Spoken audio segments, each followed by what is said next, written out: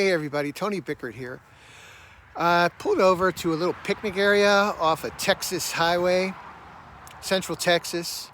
It's the rig I drive there, my truck camper. Sitting at a picnic bench with some teen graffiti on it that's all worn out. Looks kind of pastel-y. And I'm thinking about genocide. Yeah, and the rancher. I've been stopping at historical road signs, and that got me onto a idea. I'm not quite sure where it's going to end, but it's a journey in itself within the journey. What the hell happened to the country when the whites started settling it? I realize that you get half the story when you read these historical markers, especially down south, where there's some white nationalism going on, in Texas especially. And the white nationalist movement is what got Trump going, or Trump got it going. It's kind of laying dormant, I believe, for a long time. But these historical markers, which are basically propaganda, are cherished by the people who live down here. That's their history. They don't want, and this is where critical race theory comes in.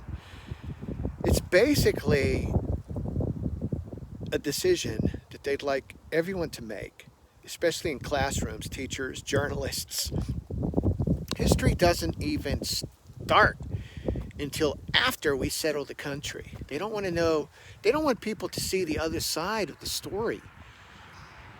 But it's clear when you read these historical markers, because the land that they're posted on has been here a lot longer than the words that were written on those placards, and a hell of a lot longer than all the signs that say historical marker 1 mile ahead, historical marker a half mile ahead, historical marker right here, turn now. It's the law. This is the history. No, there's another history that is not taught, or it's taught. I learned it, but I think they want to stop it.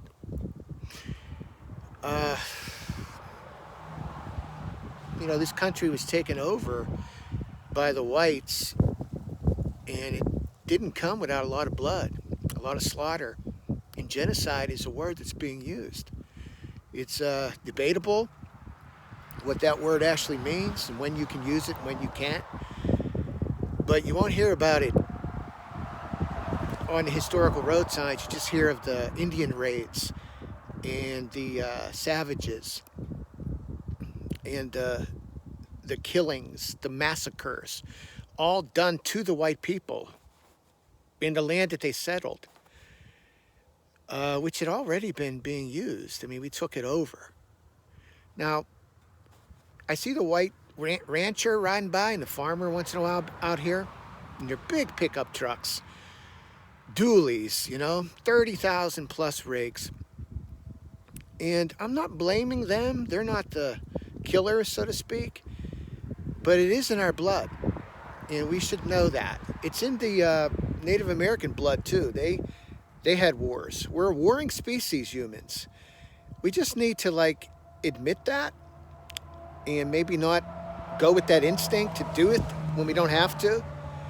That's what teaching journalism, that gives you both sides of the story so you can make a educated decision. Everything else is propaganda. So we need to vote the white nationalists out. They're getting too much power here. We're going to lose this democracy. And you people who voted for Trump, take a good hard look in the mirror and say, what do you really want? Do you want to make America great again, or do you want to make America white again? It ain't going to happen. There's going to be more blood, and I'm going to stand with the side of the people who fight for democracy when it happens, if it happens. So yeah, beautiful little picnic spot here, huh?